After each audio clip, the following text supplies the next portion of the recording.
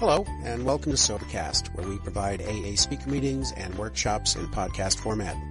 We're an ad-free podcast, and if you enjoy listening, please help us be self-supporting by visiting Sobercast.com, look for the donate link, and drop $1 or $2 into our virtual basket. We hope you enjoy the podcast. Have a great day. My name's Beth H. I'm an alcoholic. Because of the grace of God and the steps and fellowship of AA and sponsorship, I've been sober since June 26, 1988.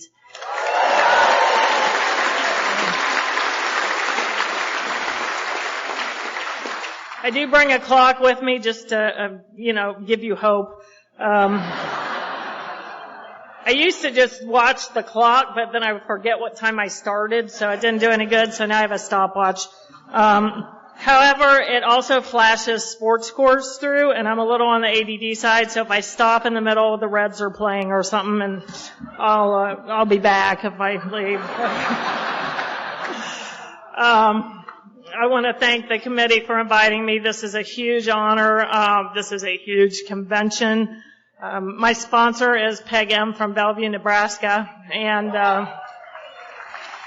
and she talked about when she was speaking somewhere in California and there were 5,000 people there and she was freaking out and she was thinking to herself, that's 10,000 eyeballs looking at me.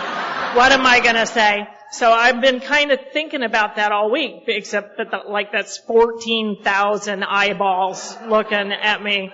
And then, of course, some of you know what happened to her that, reminded her that God was in charge and she was just there to tell her story. And that's kind of how my day went. I took a nap and I timed everything perfectly so that I could get up because I was going to come hear Clancy do Singleness of Purpose. From there we were going directly to dinner and then straight here for the meeting. So we were timed down to the split second. So I get up to get ready. And I flushed the toilet, and it flushed, as it should, but it made kind of a weird noise, and I thought, And, so like an idiot, I flushed it again. The water was clean, thank you God, but it started to rise, and then it kept rising, and now it's flowing over the bowl. And Chuck's still napping, and I'm thinking, well, I can deal with this. It's okay. So I threw the bath mat down. Well, it is still coming. Now it starts to pump. You can hear the pump, and it's pumping out, and it's pumping out, and it's rising. The water is rising in the bathroom, and when it got up to the carpet level, it starts to come out and it's still pumping water out. And I'm thinking, I have to get ready to go hear Clancy talk. And I'm in there trying, I'm standing in 2 inches of water in the bathroom, clean water, I hope, thank God. And I'm starting to get ready, so I go to pick up the hairdryer, and I thought, no, probably not a good idea. May have to go without curling my hair today. And it wouldn't stop, and it had to be 5 or 8 minutes. We finally called maintenance, so we're like, we need some towels and a maintenance guy and more towels.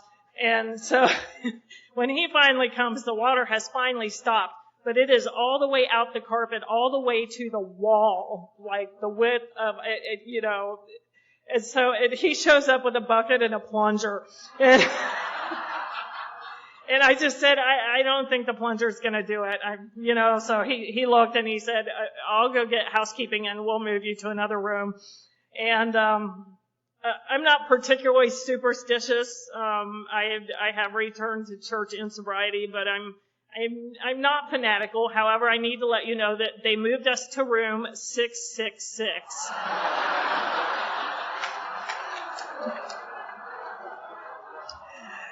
And I just thought, okay, somebody has a sense of humor. I'm not sure if it's God.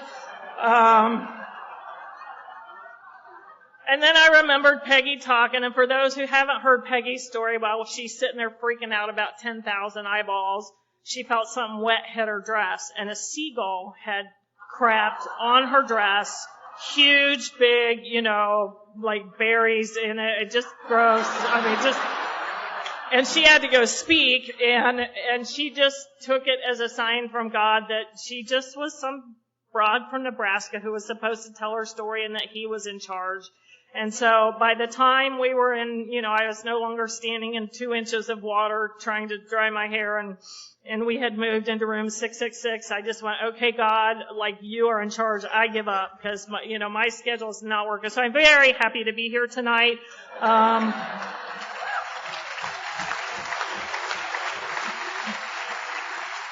But it's probably good that I put the hairdryer back down. So anyway, I'm sure Clancy did a great job on Singleness of Purpose, because he always does. And dinner was great, and it's just great to be here. I love Alcoholics Anonymous. I never thought I would say I love Alcoholics Anonymous. I tried so hard to not come to Alcoholics Anonymous. When I got here, you'll hear if you're new, if you make a list of what you want, you'll sell yourself short. And I heard that and I thought, whatever, but really all I wanted when I got here was I wanted my driver's license back. I wanted to not get arrested anymore. I didn't really want to stop drinking, but I did want to stop going to jail. And I thought that maybe someday I would like to remarry, preferably this time to a guy that had a job. And, but I never remembered to ask that at last call. And, I don't know about you, but that's where I did most of my dating. So, I should have had a list. I just never remembered to ask little things like, are you married? Do you have a job?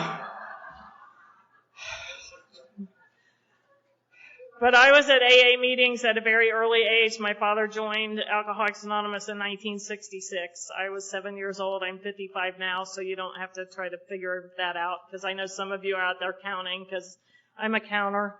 So I'm 7. My dad's in AA, and they don't have a lot of money. So I grew up in Oxford, Ohio. That was my first resentment. I did not want to be from Ohio. I didn't want to grow up in Ohio. I thought Ohio was uncool. I don't know why. I had nothing to compare it to. I just knew, how you just know, is that Larcene that says information comes out of nowhere, lands here, becomes fact? That was my thing with Ohio. I just knew it was lame. And, I remember being the first day of first grade and seeing a map of the United States and seeing California. I was born in California. I was supposed to be a California girl, but I was moved against my will to Ohio at age 2. And so I'm in first grade looking at this map of the United States and seeing California and the Pacific Ocean and the Gulf and Texas and just all these wonderful places. And then looking at Ohio and thinking to myself that you could look at a map and tell that nothing is happening in Ohio. And it took me a long time, because I thought, where does that come from at 6 years old? You know what I mean? It's like, because really, I grew up in Oxford, Ohio, and it was a great place to grow up. It was a college town.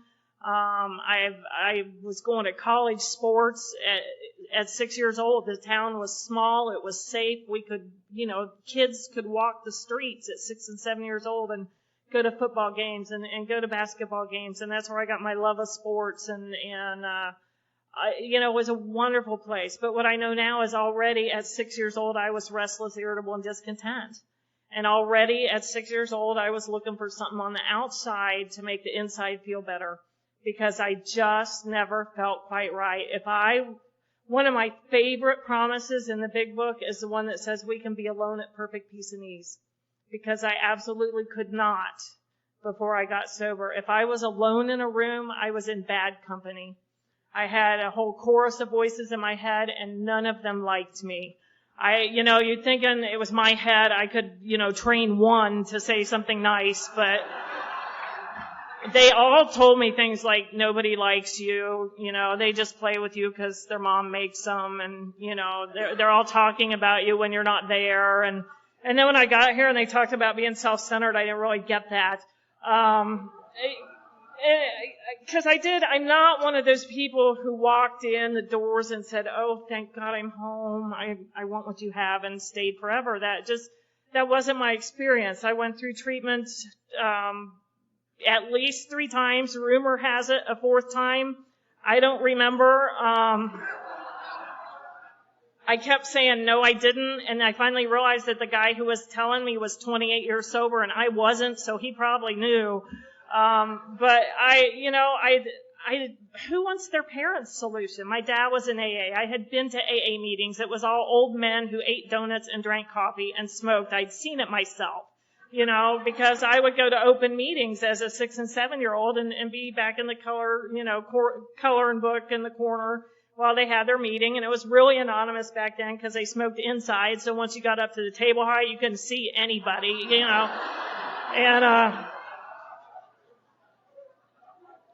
And things, so I don't really remember my dad's drinking, I didn't grow up in untreated alcoholism. I didn't grow up with yelling and screaming. I grew up with parents who went back to college as I got older, and the older I got, the more our standard of living improved. I, of course, never got everything I wanted because, well, who would? But, and I had a long list. But, I had everything I needed.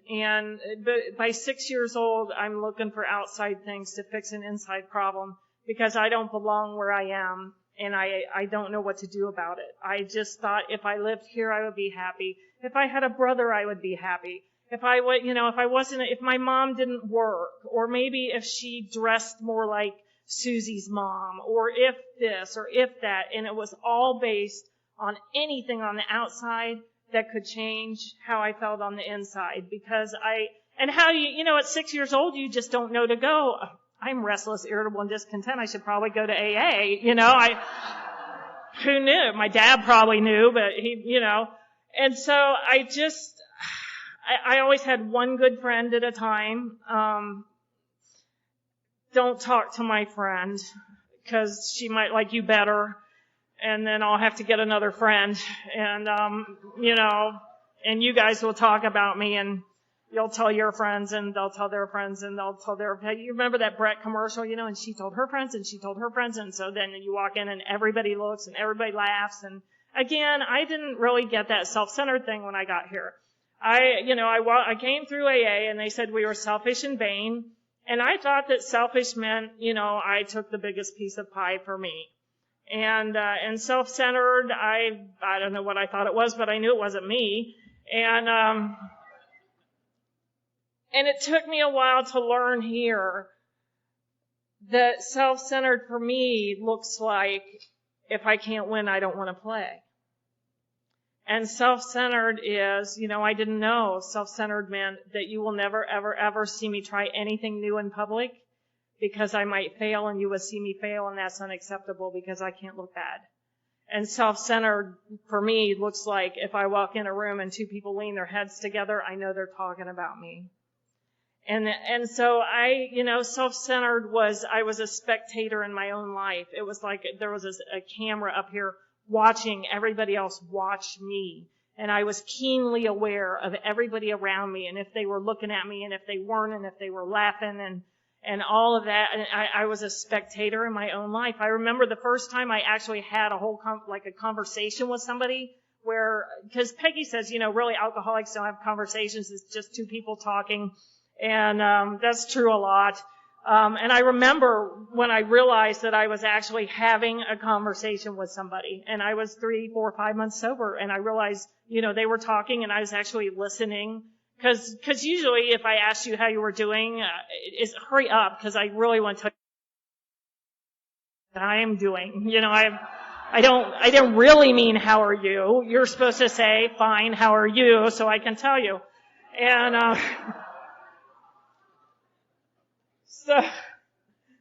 So my husband had told me at one point that I had a type AL personality, and I had to ask what that was. He's an MSW, so he's knows his way around a few diagnoses, and so I said, well, what is a type AL personality? And he said, well, I have no doubt that you're a type A personality, but you're lazy enough that you're not annoying, and and it's true, really. I used to say I was a 50-mile dash girl in a 5-mile world. I'm a great starter, but the finishing part I'm just not so good at. But truth be told, really, if I could set a lawn chair up at the start line and just let you bring me the trophy, I would be fine with that.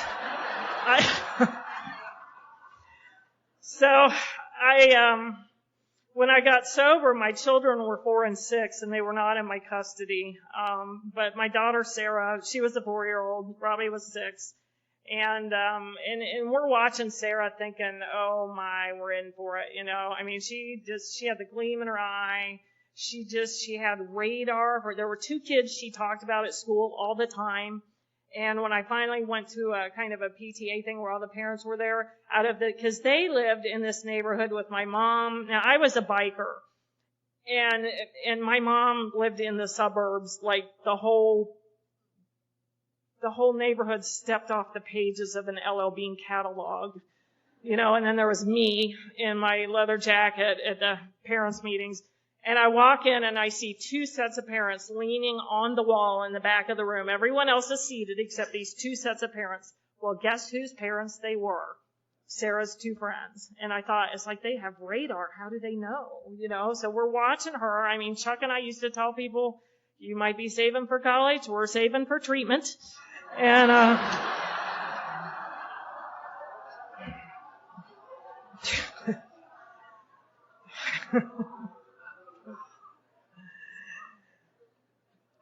and then she took this weird turn on us at 11 years old. She wanted to be on a swim team, and I know a lot of you have heard this story, but it really illustrated to me how off, because the big book says that drinking's a symptom. That drinking is not our problem. If drinking was my problem, not drinking would be the answer, and I'd be fine. But when I don't drink, my life becomes so unbearable that I have to drink again. That's why when she started to read the long form of the traditions, I kind of got excited because, tradition 3, not that they make mistakes when they write things, but just my opinion here. But, tradition 3 in the long form says we think AA ought to include all who suffer from alcoholism. And I think that's very different than having a desire to stop drinking. Just my opinion. But anyway, so I'm suffering from alcoholism because when I don't drink, my life gets worse. So Sarah wants to be on a swim team, and by now she's 11, so I'm 7 years sober. And we take her to try out for the team because a lot of her friends were on it. And the coach said, well, I think you'll be all right. You don't have much experience in the water, but we'll go ahead and put you on the team. But I want you to practice down an age group because I don't think you could keep up with your age group yet. Now she's 11, and in swimming, they swim in groups of 2 years. There's 11, 12, and 9, 10, 8. And so this means at 11 years old, he wants her to practice with 9-year-olds. Okay? 9-year-olds. And she's 11. And it was okay with her.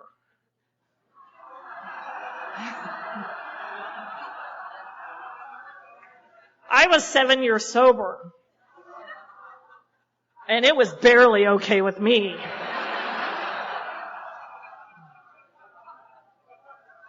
I mean, if you ask me, where's your daughter, and I have to tell you, how am I going to look? Yeah, mine's the 11-year-old swimming with the 9-year-olds over there.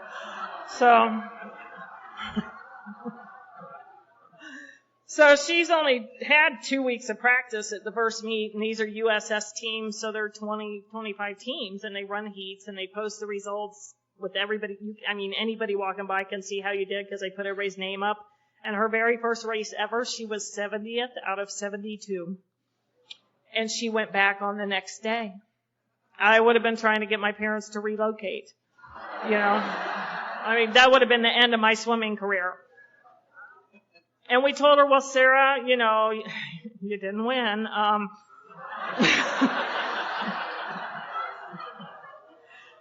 But now you have a baseline time. And in your next race, even if you don't win that race, if you beat your time, that's still a successful race. Now, the whole time I was telling her that, I'm thinking, oh, yeah, right. God, just please get a ribbon. Please get a ribbon, But I knew that's what you're supposed to tell your kids to build their self. My parents told me that when I swam. I never bought into it. I knew they had to tell me that. But Sarah beat her time and she was happy. The rest of that story is 2 years later, Sarah was a state AA swimmer. She swam all over the Midwest.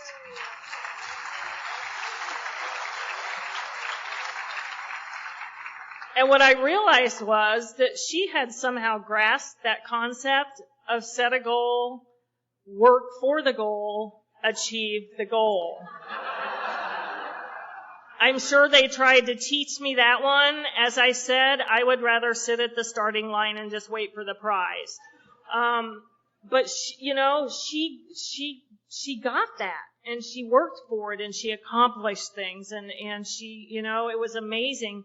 And when she started swimming, if they had told me that very first day to practice with the 9-year-olds, I could not have gotten in the water. I wouldn't have done it. I mean, that would have been the beginning and end of my swimming career that first day. And at 11 years old, I had never had a drink, and neither had she. And it made me realize how completely differently we reacted to life. And I since really think that she doesn't react to life. She responds to life, and there's a difference. I'm a reactor. I'm like the ping pong ball, or the pinball, I'll just go here till I hit something, and then I'll go this way till I hit something, and I'll go this way till I hit something. And Sarah just does what's in front of her. And so we started watching her with interest after this swimming thing, because we weren't real sure what to do with her. We had our treatment fund, and so she started doing things like she got a summer job and she saved money. And she went through 12 years of high school in 12 years. She had the same friends when she graduated that she had in first grade. My first geographic cure was, I went to public school in 7th grade from a private school because I thought if you'd been in school with the same 26 people for 6 years, you would hate them all too. But, she was fine. So same friends 12 years later. She decided at the end of her freshman year, during career day, they came and talked careers, and she determined during her freshman year of high school that she thought maybe when she graduated, she would like to join the military. And 3 years later, when she graduated, she joined the military and served 10 years in active duty.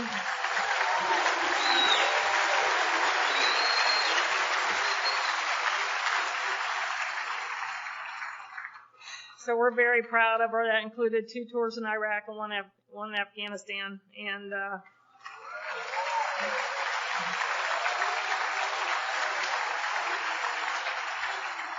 And she had a daughter somewhere in there 2 years after she got married. I mean, what do you do with a kid like that, When she was 14, we said, there's supposed to be one mature person in the house. We think it might be you. Another one with a bright future in AA laid out ahead of her at age 5, and she just threw it all away. But she, the Afghanistan deployment was the one, that was the third deployment. She had a 4-year-old, and she decided to not re-enlist. Her date was gonna come up a couple months after she got back from Afghanistan. So she and her husband made the decision to move to North Carolina, and so our son-in-law and our granddaughter moved to North Carolina while she was deployed, and when she got back to Texas, she had 3 months to go there, and then she came to North Carolina, and now they live, like less than 20 miles from us, which is just what a blessing, The Big Book says families will be reunited, and I never dreamed, because they were not in my custody. I wasn't really even allowed to take them anywhere with me when I got sober, because quickly, I found someone who thought that we should go to Florida, and it seemed like I'd wanted to move south ever since I found out it was warmer other places. And a friend of mine, I tried college. That didn't work. I guess it goes better if you go to class. But I couldn't go to class because I don't know how to talk to people. I do not know what to say after my name's Beth. I'm just blank. Because everybody is arguing about what we should say next. And I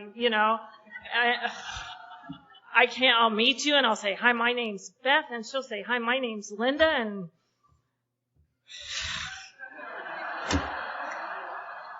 everybody's arguing about what do you say? Well, she's from Minnesota. You could talk, but you like the Reds. Well, what if she doesn't like baseball anyway? And so they're arguing, and I'm paralyzed. We just have to go.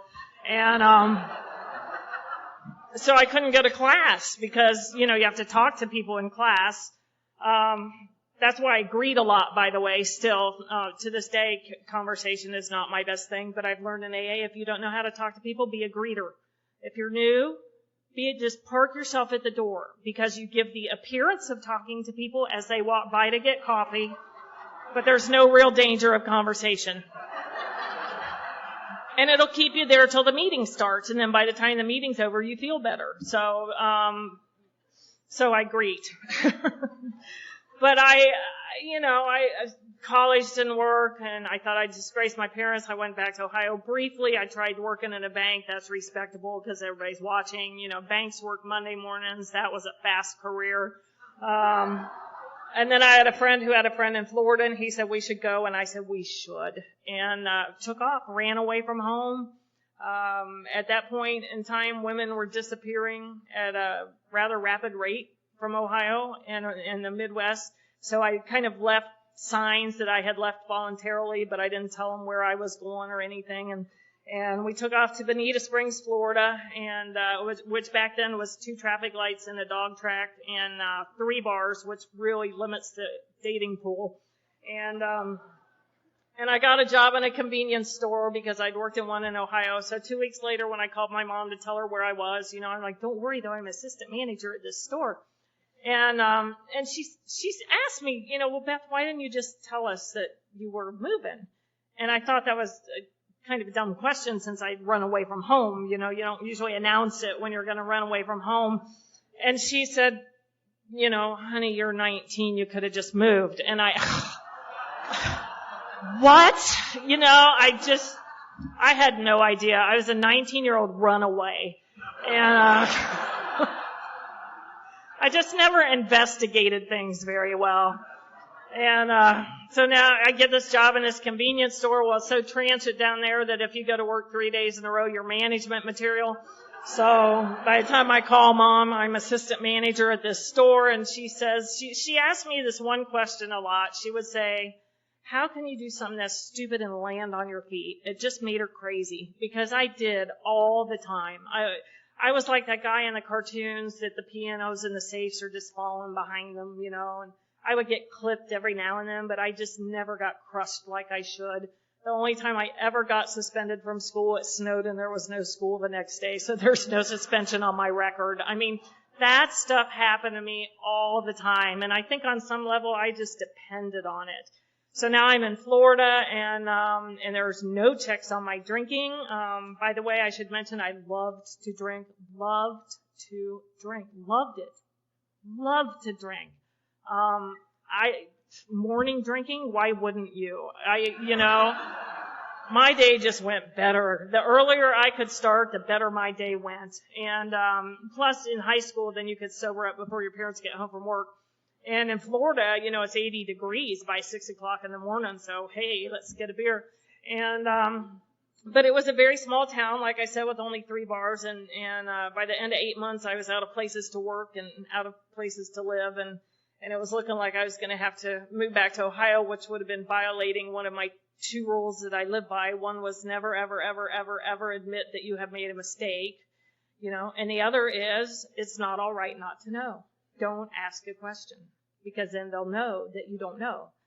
And so I'm getting ready to have to move back to Ohio because I'm out of places to stay. I'm out of people to date, As luck would have it, a guy moved to town from California, and I had a friend who said they really should put a state line or a sign on the state line of California, Arizona, and Florida that says this state doesn't work either. And if you saw somebody pull up, read it, just slump and turn around and leave, that's the alcoholic. But they didn't have a sign, so he came to, and it was, that was violating rule number 2, never admit you made a mistake, because we were together 5 years. And I used to say there never should have been a second date, really, but there wasn't. He had a keg party, and I just never left. I needed a place to stay. So I stayed, and we got married. We had a couple kids, and we spent some time in the Keys, which I think sped my trip to AA along quite nicely. There There are a lot of other things floating around in the Keys. I'm a child of the 70s. I heard in treatment the term drug of choice got thrown around a lot, and really my favorite was yours. Whatever you got it. I like it, and. But when I got here, I didn't struggle with where I belonged. It was very clear to me that I was an alcoholic. Because my story is, I was 29 and a half when I got sober. And by the time I was 24 and 25, drugs were starting to interfere with my drinking. And I just quit doing drugs, because anything that interferes with my drinking has to go. It has to go. I put the drugs down because they were interfering with my drinking. And by the time I was done, all those other things I put down included my integrity. My word was worth nothing. My children were gone because they were between me and a drink. I left them alone to drink. They were in bed. I had nothing to drink. I didn't know I had to drink. I just thought I wanted a drink. There was a bar down on the corner. I figured I'd walk down, get a drink, walk back. They'd never know. They were asleep. They were 1 and 3. My 3-year-old son woke up, couldn't find me. Came outside on the front porch, and it was a step down out of the front door, so he couldn't reach the door to get back in. And he stood on the porch and cried, thank God he didn't just go try to find me, because I probably wouldn't have known he was gone until the next morning. Grace of God. A neighbor heard him cry. They called the police. The police didn't really have to try hard to figure out where I was, because my car was parked right in front, and there's a bar down the street. So they called the bar and asked, they suggested I come home, and I didn't really want to, but it seemed like a good idea. And I go home, and they say, is there anybody we can call to come take the kids? And I'm thinking, well, not my mother, for God's sakes. I'll never hear the end of that. And so I said no, I guess thinking they would go, well, okay, well, see you later. So I said no, and they said, well, then we'll have to call 241 Kids. And I said, oh, wait, my mother lives here. And so my mom got that call in the middle of the night that no mom wants to get. Come get your grandchildren because we're arresting your daughter for child endangerment. And my mom, at 51 years old, had to get up out of bed at 1 o'clock in the morning and come pick up a 1-year-old and a 3-year-old, and she became their primary caregiver. I went to treatment because it was suggested because child endangerment was 6 months. And it was suggested if I went to treatment, I might not have to go to jail, so that seemed like a good plan. And I found one treatment center that took you without insurance, because by now I was already unemployed. And God's cosmic joke on me, it was all women, and it was 6 weeks long. Because, when I came around AA, when I would pass through it, they would always say, hang out with the women. And I just would think, I didn't even drink with women. I mean, in high school, when the girls drink, they fall down, they throw up. It's so embarrassing. They giggle. Everybody likes the same boy. They wear pink, for God's sakes. And then later, there's husbands, and it gets very confusing. And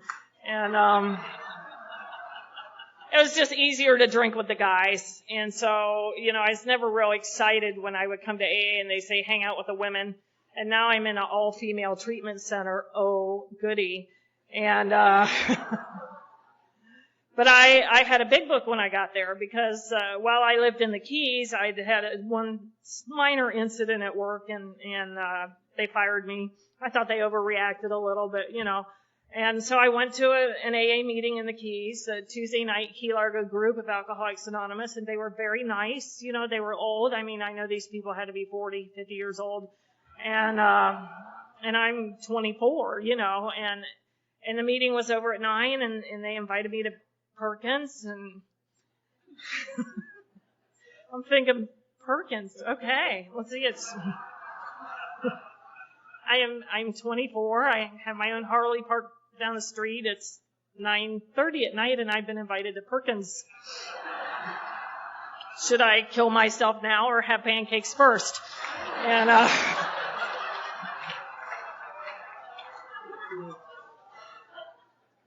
but, crash goes another piano. I went back to the general manager of the hotel where I worked, told him I knew I had a problem. I'd been to an AA meeting. I got my job back after one AA meeting. AA works, it really does. And I called my dad and I told him I had been to an AA meeting because I would go visit with him every now and then, and he would always take me to a meeting. I thought it was nice. He wanted me to meet his friends. It didn't occur to me he was going like, please God, let her hear something, but I called him and told him I'd been to a meeting because that's the first time I ever stood up and said I was an alcoholic. I never, ever said the A word in the same sentence with my name. Because if you have a sober parent, I've heard people talk and they say they would sit in the bar and say, oh, I'm alcoholic, who cares? Well, if you have a sober parent, that's just a luxury you don't have, I knew if I ever said alcoholic and Beth in the same sentence, that a big book was going to drop out of the sky, the bartender was going to hand me a meeting schedule and the AA police were going to carry me out of there. So I might need to slow down a little or not mix those again, but I was never wondering if I was an alcoholic. But at this meeting, I actually said I was an alcoholic, and I felt an odd sense of relief when I did that. And I called my dad, and I told him I'd been to the meeting, and within a week, I got a box from him. 12 and 12, big book, hardcover. By the way, if you're new, get a hardcover, no paperbacks. You just can't throw away a hardcover book, can you? There's something about it. So, hardcover, big book. Each day a new beginning, 24 hours a day, one day at a time. A few pamphlets, a cassette tape of his talk. I don't know how long he'd been putting it all in the box, but one meeting and it was in the mail. And so fast forward 2 years later, now I'm in Ohio because I finally got divorced. I'd wanted divorce really since before I got married, but but I'm not crying, Uncle, because then it would be my fault, So finally he said, get out, and he only had to say it once. I'd been waiting for 3 years.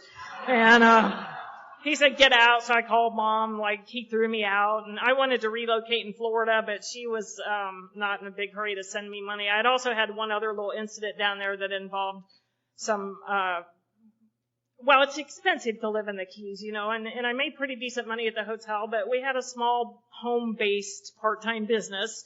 And just a part-time job, and because there's a lot of importing and exporting down there, and so we just kind of had a local distributorship. And I didn't want to be a kingpin. I just wanted a couple $100 extra a week and some free product. That's all I was after. And we got arrested for that. So, crash goes another piano because again, somebody screwed something up. I walked away with probation on that and they really thought it was all his fault and I didn't really correct them, even though he wasn't really smart enough to run a business, but I wasn't going to tell him that.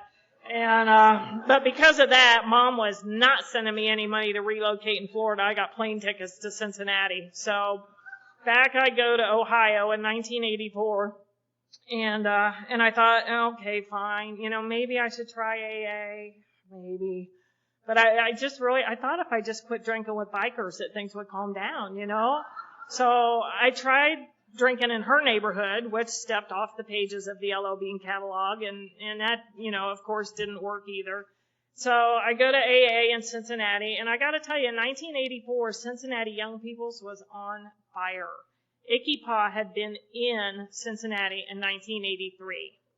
And in 1984, the Monday Night Young People's meeting had 200 people. And the Friday Night Live meeting was 150. And it was active, enthusiastic, structured, sponsored Alcoholics Anonymous. It was.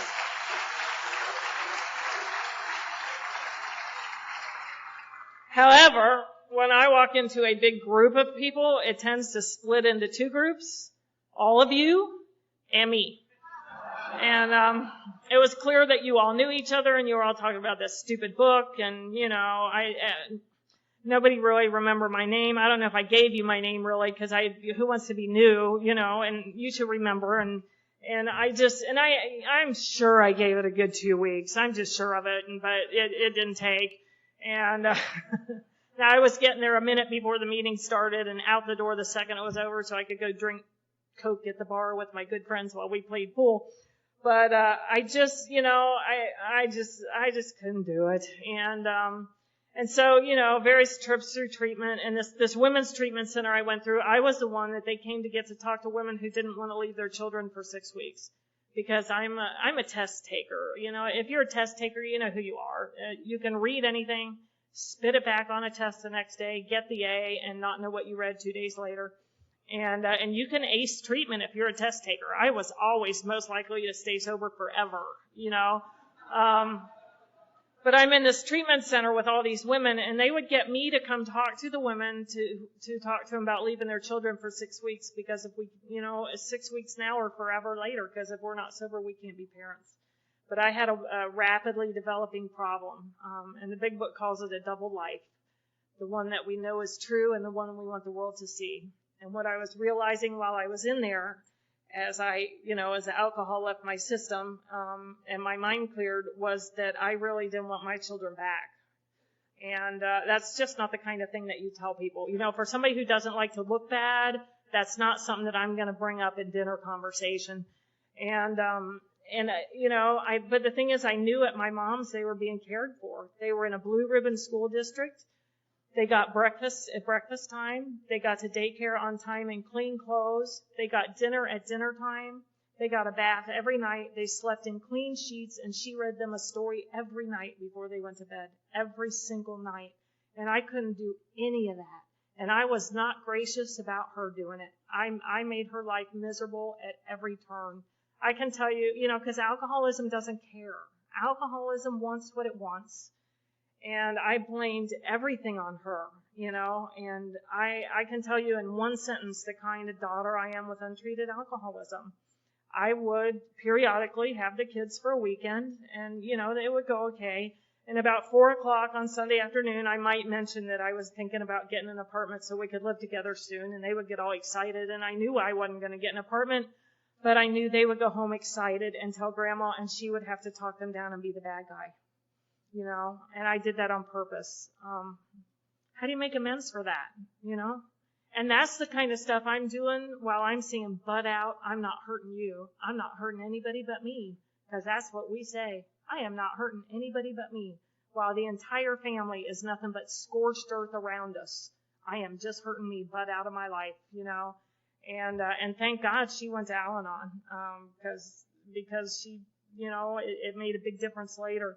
So I was in and out of treatment, a few more times, and I finally ran away from home one more time at age 29, back to Florida, because I thought everybody was thinking, God, it's been 4 years. Gee, I wish Beth had come back. And things weren't going very well in Ohio anyway.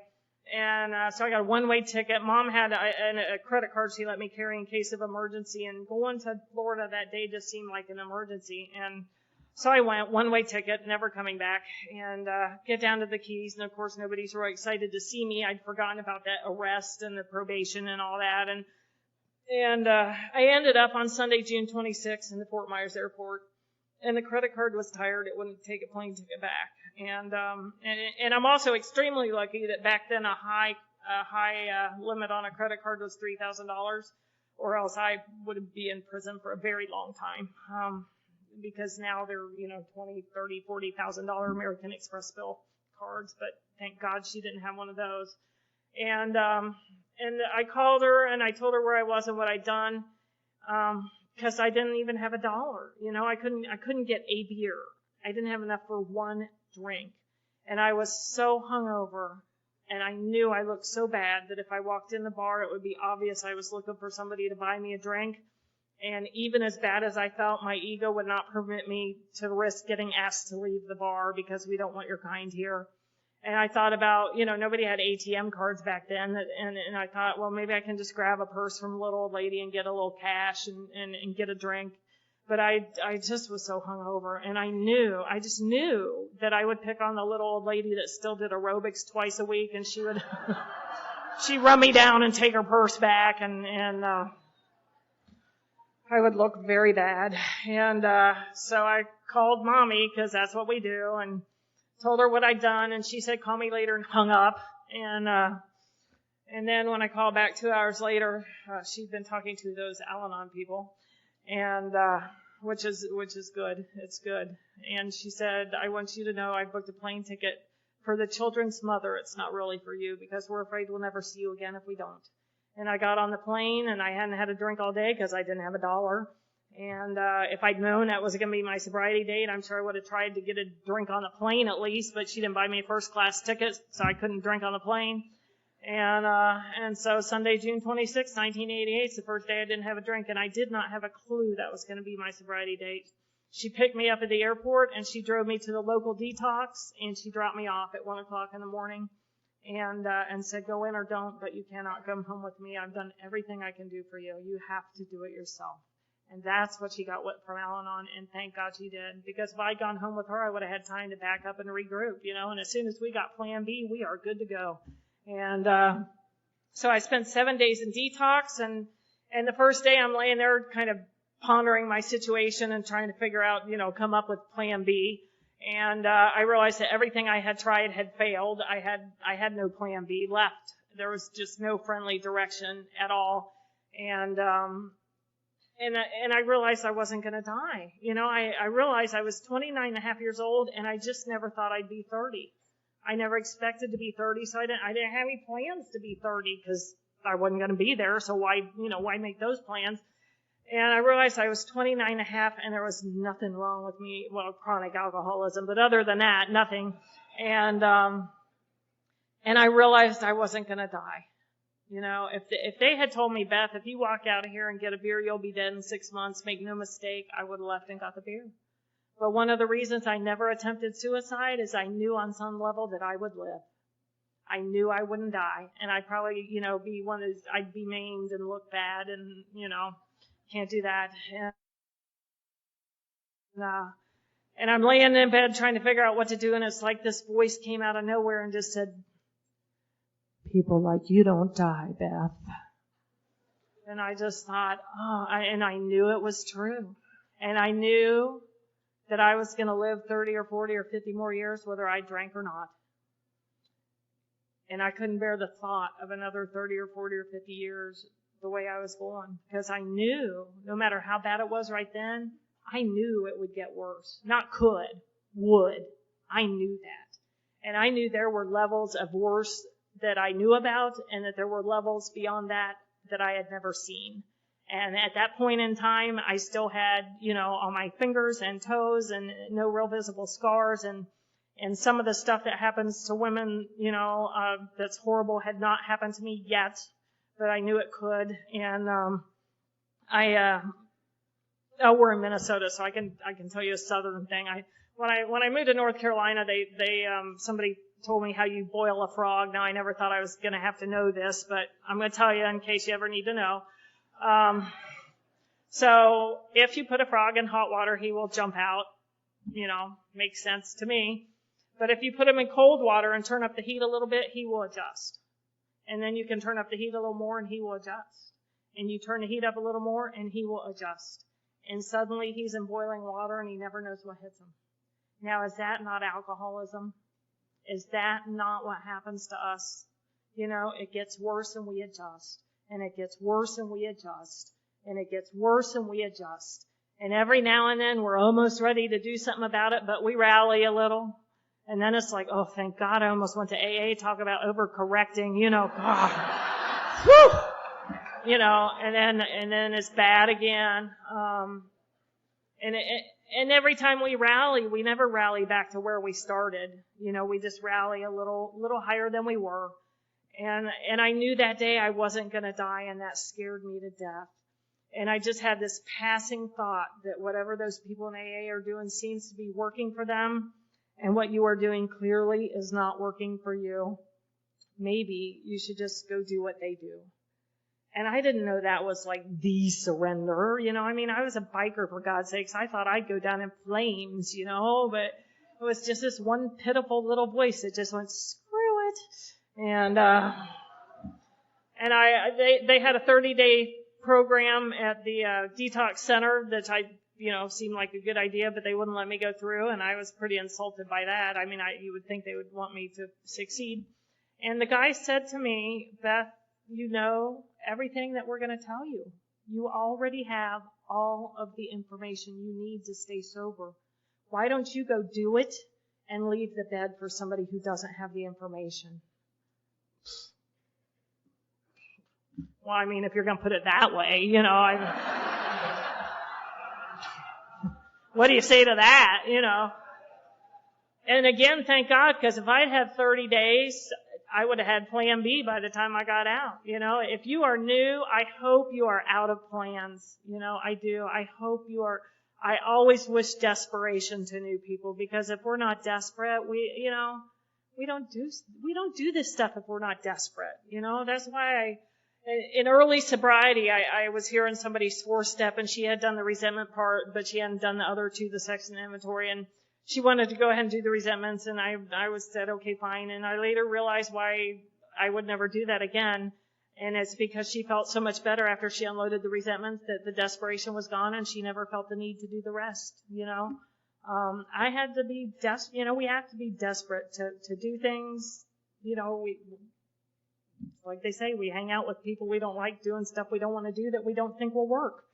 But, what else are we going to do? The book says that we can go on to the bitter end, or accept spiritual help. And, I have been known to say, well, what kind of bitter end exactly are we?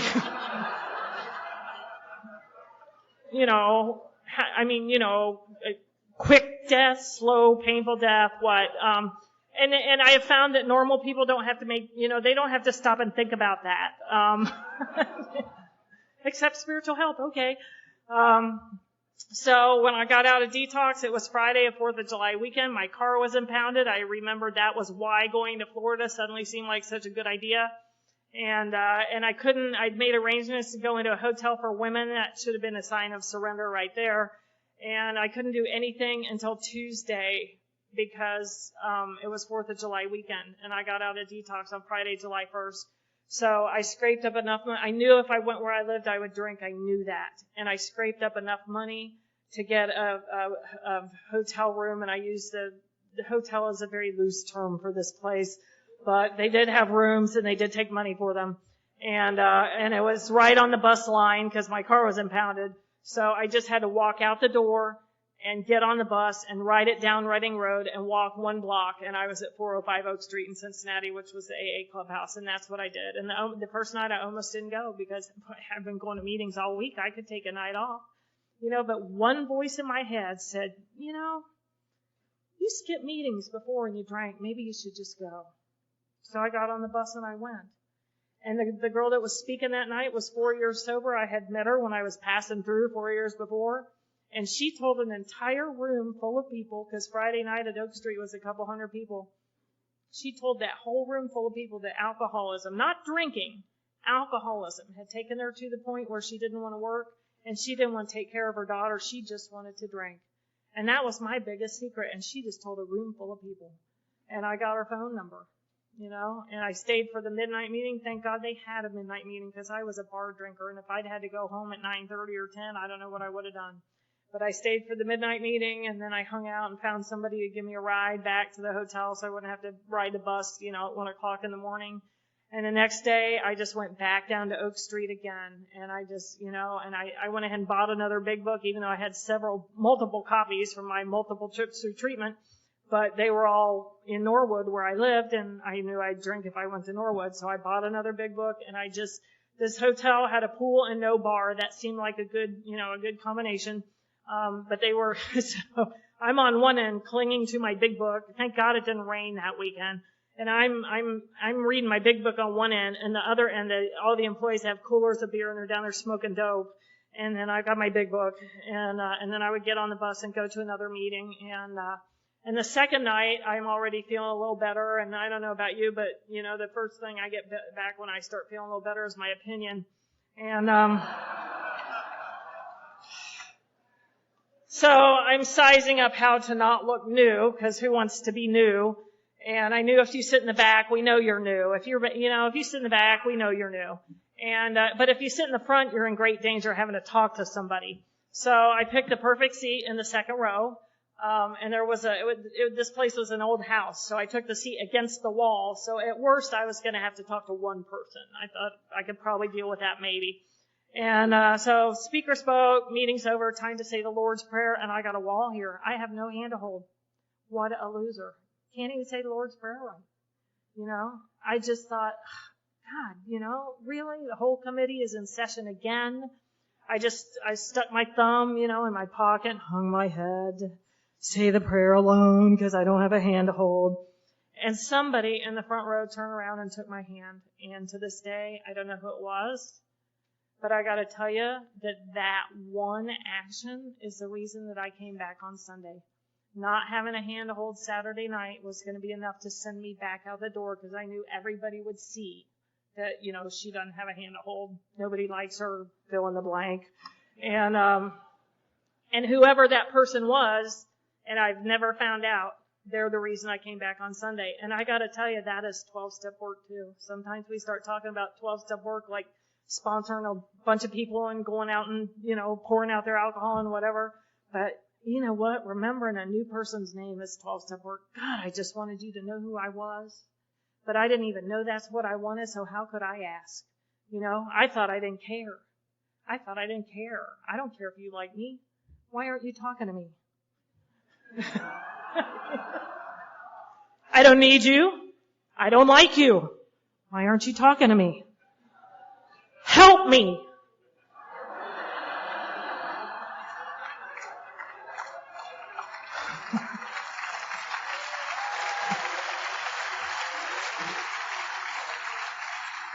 So I came back the next day because somebody held my hand that night.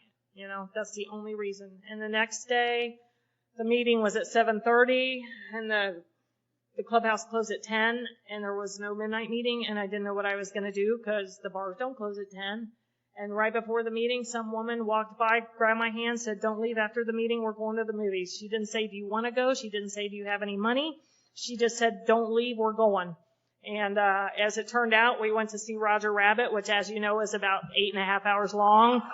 So it got me through till the bar closed. I had such a good time. I called my mom when I got back to the hotel room, and just told her that I had been to the movie. I guess I'd laughed. I'd had a good time. I know she panicked when the phone rang at 1.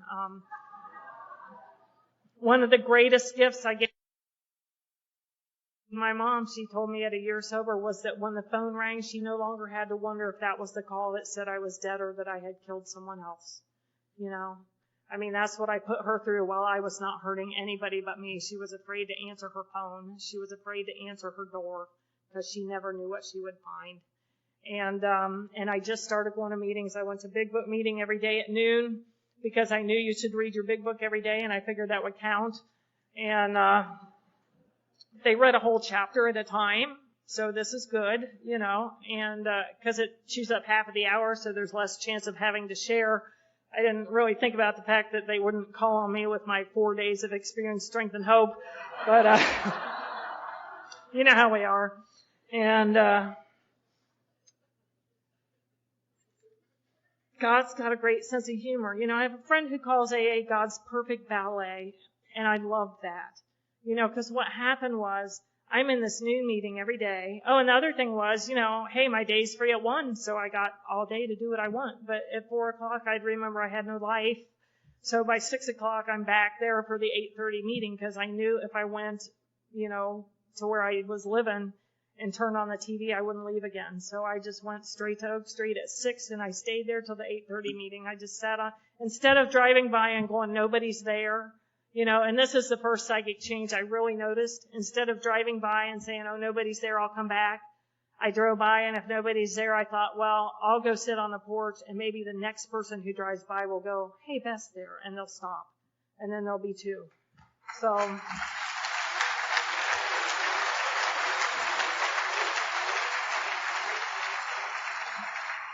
I love what Tom Ivester says about, somebody has to be first.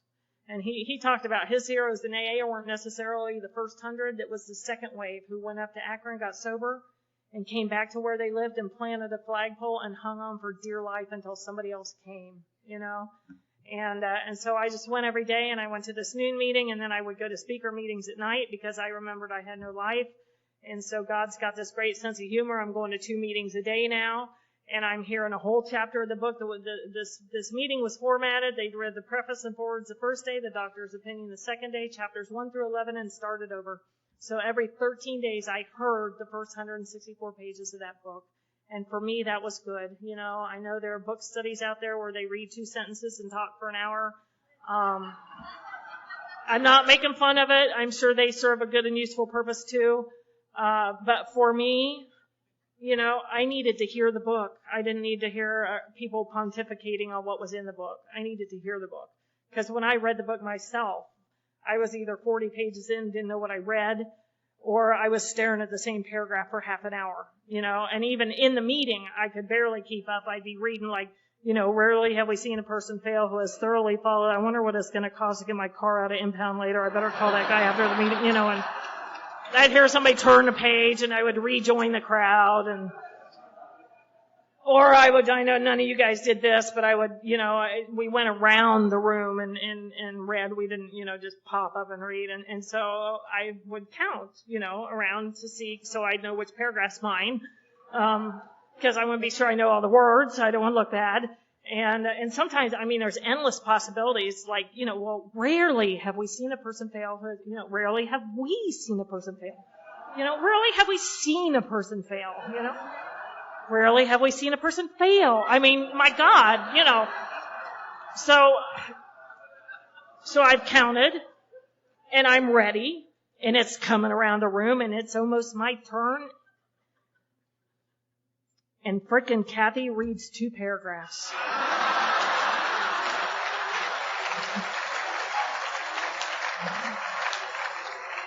There's always one. There's always one. So, but the biggest joke on me was that people who go to big book meetings on purpose tend to be the ones who read it and do what it says. And I had unwittingly plopped myself into the most active group of Cincinnati Alcoholics Anonymous people. And the other thing that happened was when I heard that book over and over and over, it started to sink in. And I was working for my mom because I was basically unemployable. I would go answer phones at her office for a couple hours, leave and go to the noon meeting, then go back. And I think I was about 3 weeks sober, and I was stopped in Walgreens on the way back to her office, and I popped up to see what everybody was talking about, because, I mean, they're always up there. I just don't check in with them very much anymore. But I stopped up to see what everybody was talking about. And somebody in my head was going, that was so cool what Guy said at the meeting. And somebody else was going, I know, I didn't even know that was in the book, did you? And somebody else was saying, I didn't know that was in the book either. And I just thought, oh my God, the voices in my head are getting sober. You know, I mean, it's like,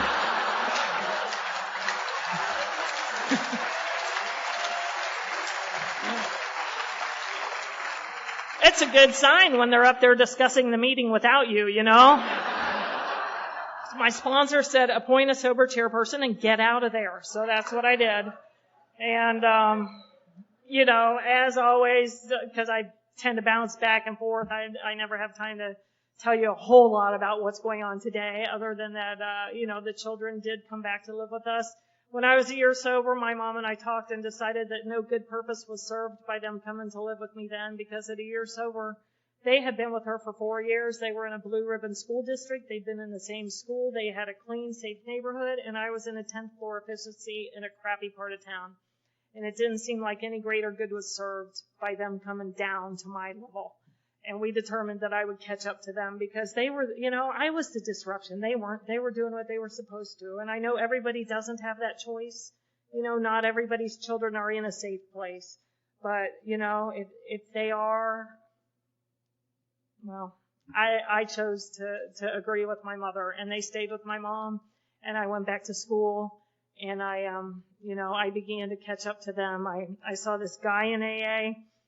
I was about a year and a half sober, and they had this all group gratitude night on Monday where the suburban groups would come in and one of their speakers would speak. And I tended to view suburban discussion meetings as a little on the dry side. I was a speaker, big book meeting girl, you know, and I'm like, oh great, Mount Washington night, whoopee, you know. But this guy came and gave a talk, and he was kind of cute, and he gave this great talk. I never forgot his name after he talked, and which is unusual for me. And And I tell him now, that after that talk, I said to myself, I want what he has, and I'm willing to go to any lengths to get it.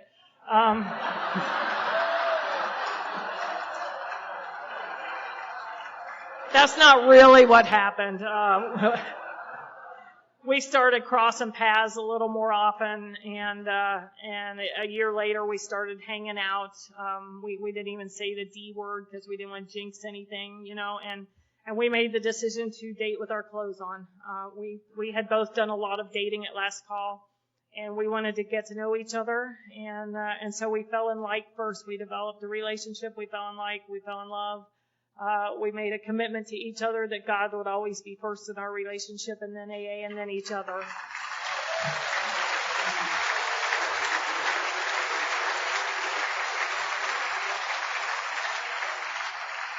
Because if God's not first, everything's out of kilter, and I know I'm not qualified to be His higher power, so I certainly proved that this afternoon, and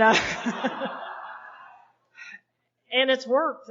July we'll be married 22 years, and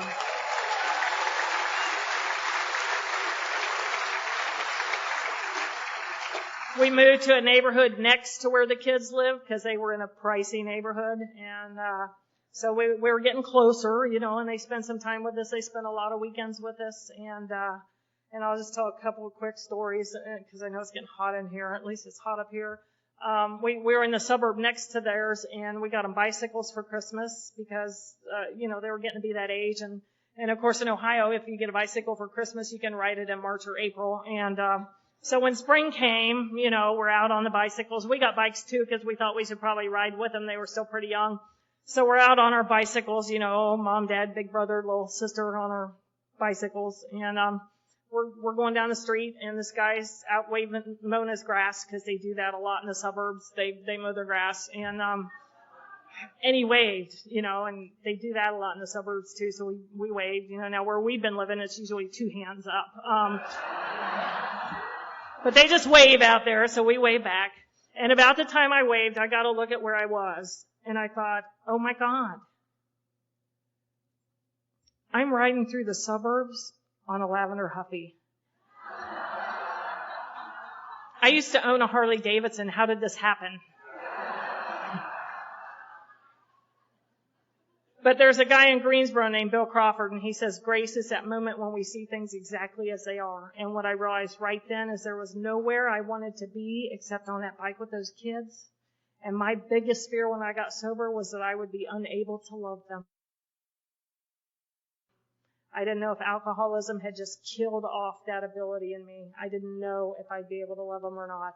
And they came to meetings with me on weekends because they were invisible around me. My kids did 4 meetings a week the first 3 years I was sober. And, from Friday to Sunday we did. But you know what? You guys talked to them, and you called them by name. And you sat down in a chair so they could talk to you at eye level. They didn't have to look up. And you knew they played soccer. And you colored with Sarah. And you had them help you go get coffee cups. And you were interested in their lives.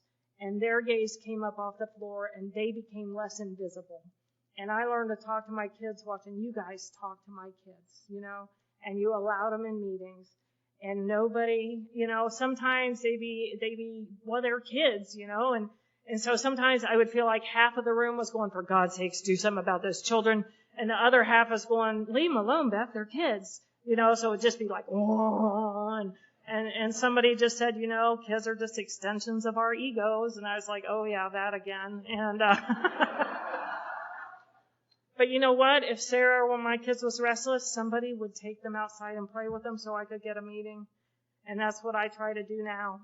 I hope you never see me glare at a mom whose kid is making noise. I hope you see me take that kid outside.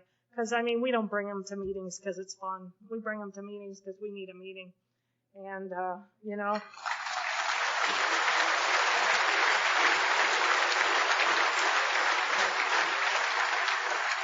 So my kids grew up in Alcoholics Anonymous. They're 30 and 32 now. That doesn't seem possible. I have a granddaughter that's going to be 7 on 4th of July. That doesn't seem possible. I know you're just thinking I'm way too young to be a grandmother. But all of these things, because of Alcoholics Anonymous, I'm a licensed driver. I have a car, insurance, and a license all at once. All of my magazine subscriptions come in the same name. I vote. I'm a good neighbor. I'm a wife. I'm a good daughter. I'm a responsible pet owner. And I haven't killed a plant for 8 years.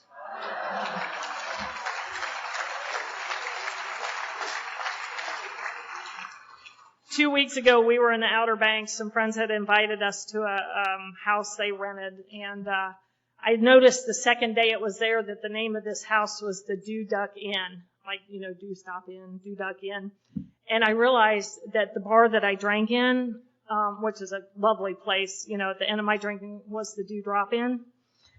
And I just thought, I'm looking at this 6-bedroom house that has a pool out back in the Outer Banks with my sober friends, and the beach is a 3-minute walk at the Do Duck Inn. And I thought, how do you get here from the Do Drop Inn?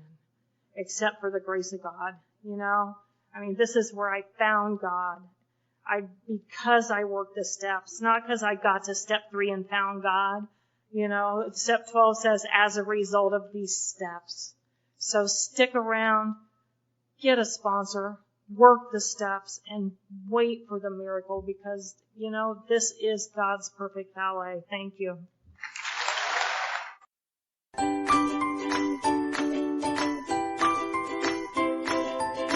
Thanks for listening. I hope you enjoyed the podcast. Sobercast is ad-free, and we'd like your help in order to keep it that way.